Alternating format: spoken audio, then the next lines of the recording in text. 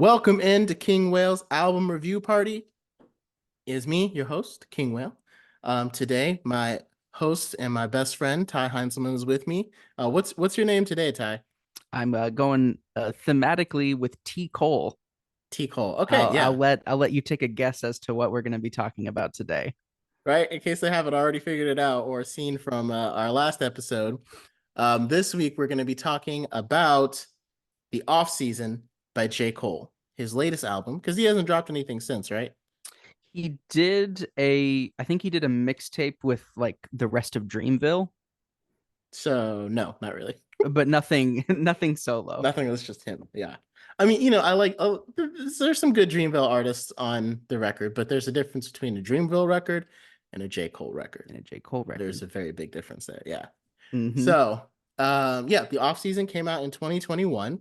So let's just dive right in. What are some of the standout tracks, like the overall message that you kind of got from the off season? The off season, I was doing in a bit of research. I was learning that this was intended to be a album released before his next big album, almost almost kind of like a something to hold you over. Like And a I think teaser, like a like a taste. teaser, Yeah. but thinking of it as that, this doesn't feel like a teaser when I was listening to it again. Oh yeah. This felt like listening to a fully composed album. Like Hmm. this felt like a really well thought out and um idea forward album. Not a lot of features. A very solo project it feels like. He has Lil Baby, he has Six Lack, he has 21 Savage, he has Moray and Bass. Bass is a frequent collaborator of J. Cole. Yeah. But that's really it. He really lets his own rhythm fly on this one, and I enjoy it a lot. Yeah.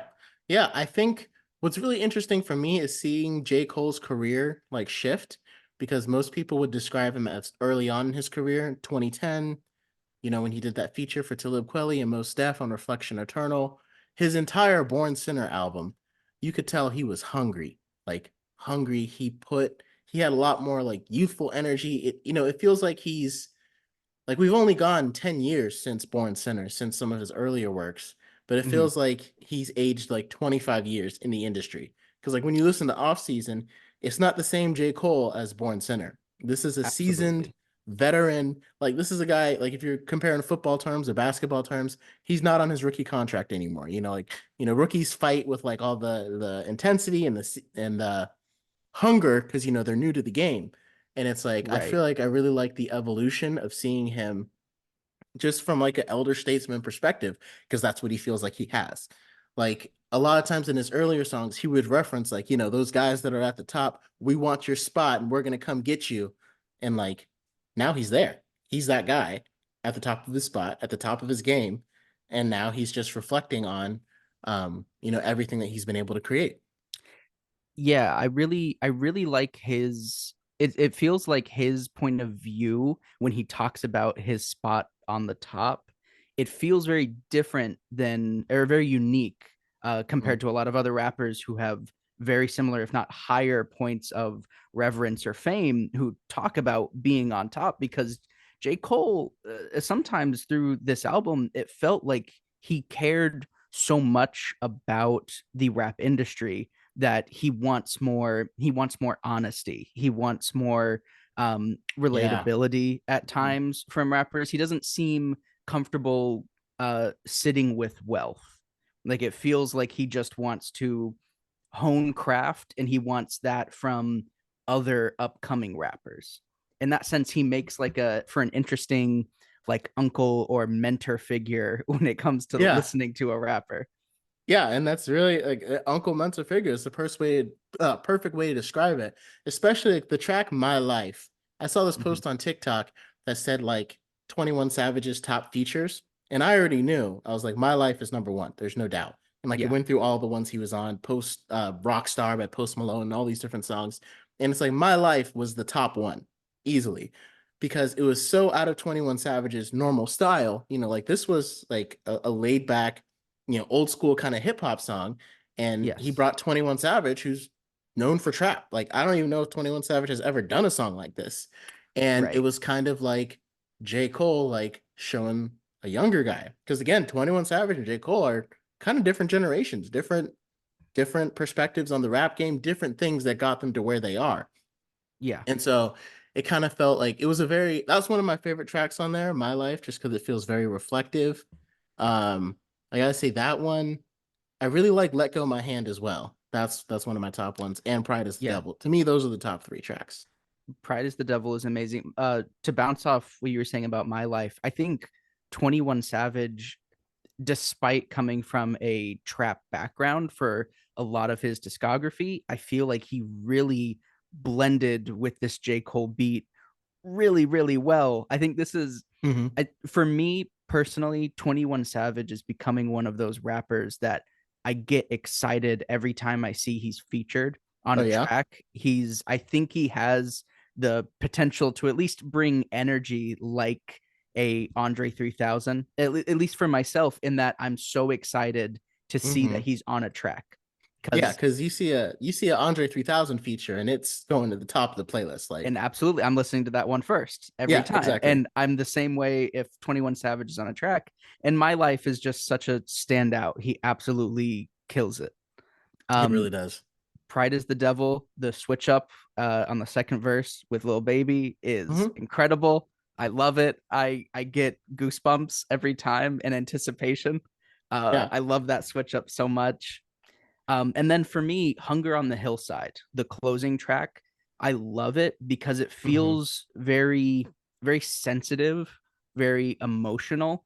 I love the message that he ends the entire album on. All the pain you hold makes you worth your weight in gold. I feel like that It's resonates a with that beautiful theme line. of Yeah. him being like this uncle or mentor like figure Yeah. for upcoming or current rappers.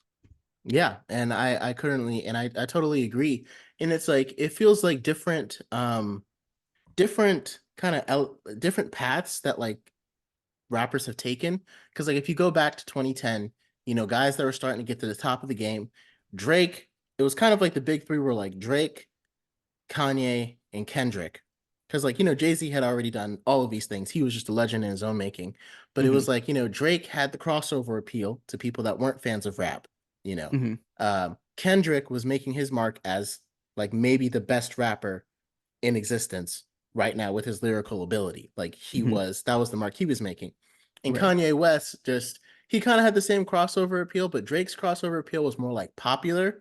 Kanye West's crossover appeal was more like cultural. Yeah. And J. Cole, he fit into that because he was always up there with Kendrick and Drake, did a lot of songs with them.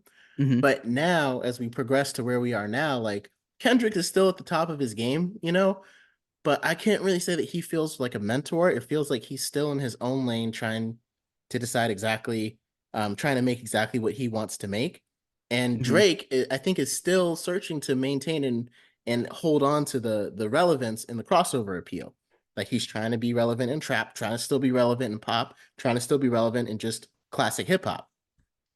Yeah. But it feels like J. Cole knows exactly where he is, and all of his verses, it sounds like he's speaking from a place of mentorship. Like, let me help these young guys trying to get out there. Let me help these young rappers that are trying to come up and make their name and help them understand what's really important about hip hop, the game, music, life, all the above. Yeah. There's this confidence with the way he Hmm. raps. Not that other rappers like Drake or Kendrick, like you bring up, that they Yeah. lack confidence, but it feels like J. Cole is fully comfortable with this place that he's at. He doesn't view it as, I think he views himself very highly, but he's Hmm. also very comfortable taking this mentorship role. And that comfortability, that confidence in that position, that willingness to like mentor and try to shape rap going forward as an artistic expression, uh feels like feels so baked into the DNA of all of his music, but this album especially because he's had that time to be to be less confident and still like figuring out where he's going. It feels like Yeah. he's found a place and he's so happy to be here. Yeah, because his album before this, KOD, Kids on Drugs, or Hmm. King Overdose, however you want to interpolate it. I didn't really like it as much. It felt like he was trying to like experiment with more like trap styles and stuff. Hmm. And it didn't really feel as cohesive as, project like this, or like, as cohesive as 2014 Hills Drive was, or For Your Eyes Only was. Yeah. Those, like, if you look at For Your Eyes Only that came out in 2016, it was very sonically and productionally different from what was mainstream coming out, and it felt like very J. Cole. But Hmm. KOD felt like he was trying to join like that, what was coming out, which was a lot of trap music, a lot of club stuff, and trying to like incorporate that. And the off season kind of feels like a return to form almost. Right. It's not that I don't think he can't do it, but when I want to listen to J. Cole, if Hmm. I'm just like, if I'm reaching into a bag of his albums, I'm never reaching for KOD first. Yeah, I'm always going for 2014 or Bore Sinners or For Your Eyes Only or the yeah. off season. Everything I think I'll go to before I would KOD. Yeah, and again, when people think about J. Cole, when people think about 21 Savage, they think about trap, but they don't really think about lyricism or deep lyrics. They just think about trap and that energy that he brings. But when Mhm. you think about J. Cole, you think about there's a message behind what he's saying. He's got a deep lyrical understanding, and his flow is always so tight. And he always has these incredible entendres in his lines. That's Mhm. what you think of. And I think that's the part that people were missing on KOD, and I think Mhm. that's the part that he really hit with the off season. Absolutely. Yeah. So were there any for yourself? Were there any low points to this album? Not really. I think 95 South or Amari, one of those two tracks, it was kind of like the trap style, and like he was using auto tune while he was rapping, and like, you know, it was all right, but like it Mhm. didn't really feel like it fit, especially with what he was doing. And like again, J. Cole has such an amazing voice. He doesn't even really need it. Like, I felt like it was fitting the style of the song, but it's like overall, I feel like it just took me more out of the song because the effect of his voice was kind of hiding his message. Because, like if you have a deep message, you don't really like autotune is just going to take me away from the message rather than, help me really, really delve into the lyrics. And so that's the only low point I could really say. I, Um, I think I definitely enjoyed the energy of 95 South as an opening track. mhm. The like the horn introduction Yeah, that was feels dope. That was dope. it feels epic. It felt like a like at a basketball game when all the players are coming out onto the court for the first time. That's Yeah. exactly the energy that he captured with that opening. Um Amari, I definitely see where you're talking about.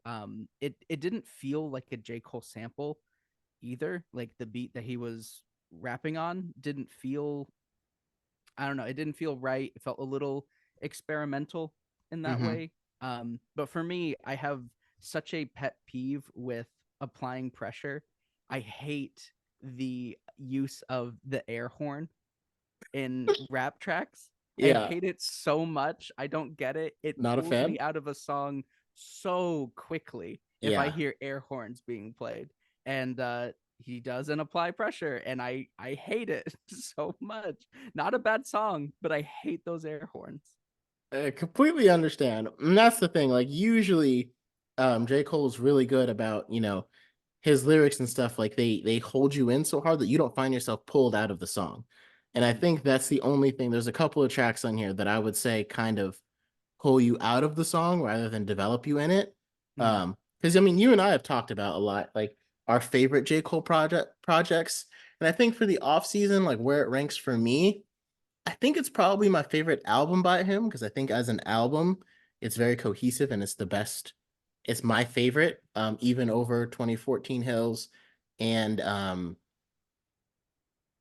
For Your Eyes Only. Warriors on okay. Yeah, I don't know why I could think of it for a second.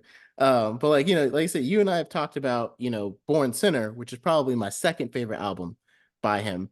But it's so close to being my top album of his, but it's got so many songs that take you in and then take you right out. And it's like there are so many songs that feel like they fit and are like so powerful. And then there's other ones that are like you could just leave this off the album and it wouldn't change it. It would leave the message of it still intact. You know what I mean? Hmm. I think for myself, I what I love so much about the off season is I love the J. Cole that's present during it. Like Mm-hmm. I love that we've reached this Uncle Iroh era of J. Cole. Classic And I Avatar reference. Yeah. think I'm so excited to see where he's going to go with it here. Yeah. So I don't know if in 10 years I'm still going to love the off season as much as I am right now, because Mm-hmm. his next project may come out and that's going to be the thing that I absolutely fall in love with. Yeah. But I especially just love this J. Cole that we have right now.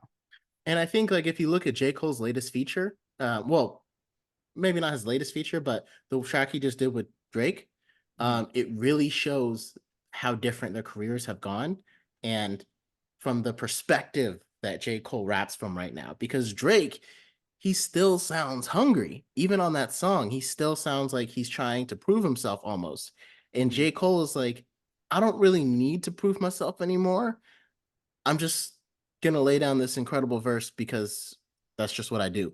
You know, Mm-hmm. it feels so natural and effortless. I think that's probably the best way to describe it. Because like early on in his career, you could tell all the effort that he was putting into his bars, his delivery, his rhyme, and now it's just such a chill style that he just doesn't really need to. Mm-hmm. He's Yeah, just honed the craft as yeah. well as he has, that it is that effortless for him to bring these strong bangers. Yeah, it's probably one of the coolest evolutions of a career that I've seen. And I see why J. Cole is like, usually if you look at his albums, he's very picky about who features on it. Like, you know, Mm-hmm. Born Sinner didn't have a whole lot of rap features. Like Kendrick Lamar was on it and he didn't even get a verse on it. You know, he just sang Mm-hmm. the hook. And in his other projects after that, he didn't really have any features. And so I'm glad with the off season, like you could tell how picky he was with him because they actually helped elevate the project, which doesn't always happen. Sometimes, like I always reference Chance the Rapper's A Big Day. I think I did on our last podcast about how the features, I feel like, kind of dragged it down. But Mm-hmm. in this case, J. Cole, the guys, the artists that he worked with on here, I think they tried really hard to fit into not necessarily J. Cole's style, but into the style of the album and the message of the album. Like, I feel like you can't tell me that 21 Savage and Lil Baby didn't listen to some other tracks on the off season before deciding what to write for their verse. If that makes any sense. It feels like they slotted in perfectly. Like Yeah. they understood the feeling of the album as a whole. Hmm. Yeah. And same with Six Flag, like you said. And Bass, frequent love Bass. He's got such great features.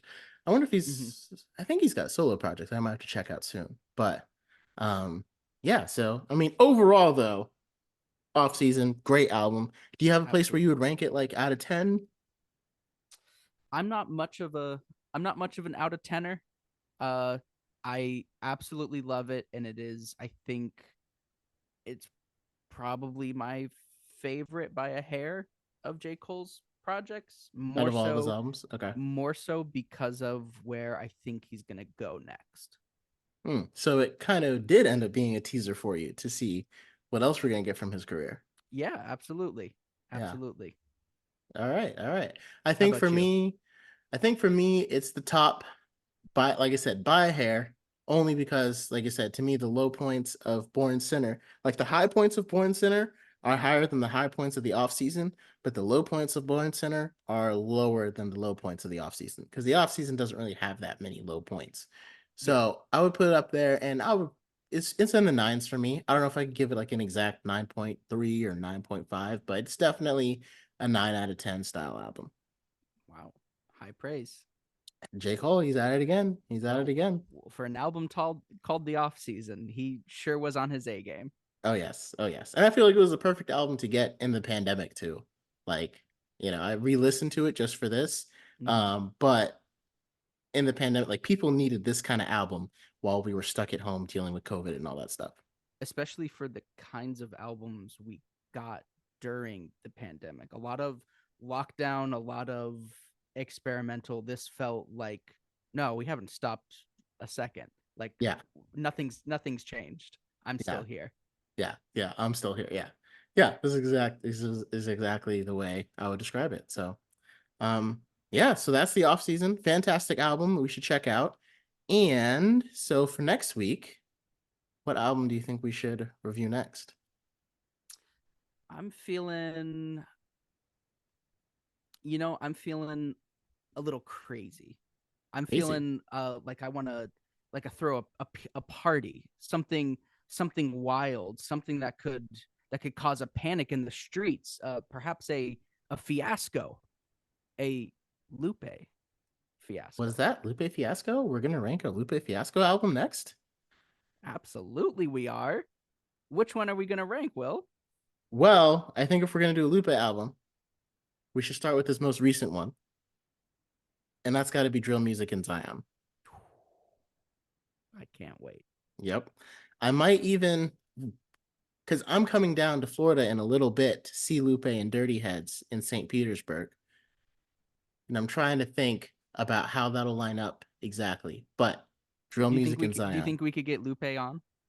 Oh, I mean, I'm sure if we ask nicely, Yeah. we'll be like, hey, you're in the area. We're making a podcast about one of your, best albums. Just if you wanted to hop on over, here's my address, Lupe. And yeah, just let them know what you think. Or we could do a live episode right in front of on the concert floor During the concert, be like, during the Lupe, concert. we talking about your album. Can you give us some thoughts? Well, thank you everybody for listening, for tuning in to our album review party. Like I said, talking about the off season, another fantastic album. If you get a chance, check it out. And if you want to kind of hear what we're talking about as we go into next week, check out Drill Music in Zion by Lupe Fiasco, because that's what we will be reviewing next time we get live. Have a good one. Take care, people.